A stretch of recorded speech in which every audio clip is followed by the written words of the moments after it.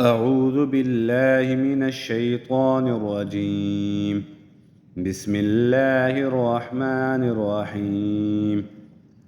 أفحسب الذين كفروا أن يتخذوا عبادي من دوني أولياء إنا أعتدنا جهنم للكافرين نزلا قل هل ننبئكم بالأخسرين أعمالا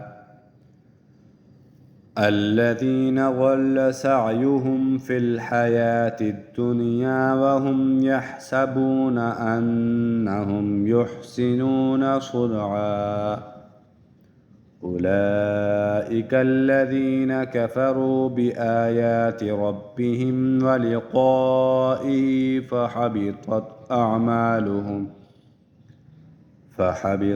أعمالهم فلا نقيم لهم يوم القيامة وزنا ذلك جزاؤهم جهنم بما كفروا واتخذوا آياتي ورسلي هزوا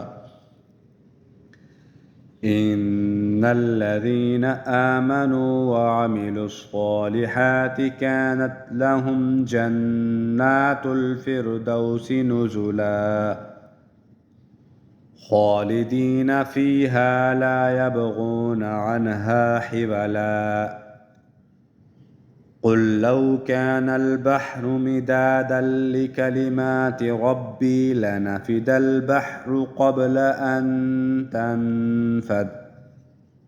أن تنفد كلمات ربي ولو جئنا بمثله مددا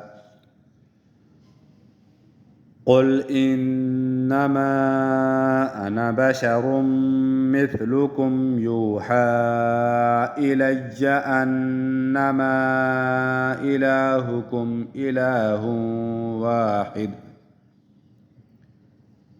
فمن كان يرجو لقاء ربه فليعمل عملا صالحا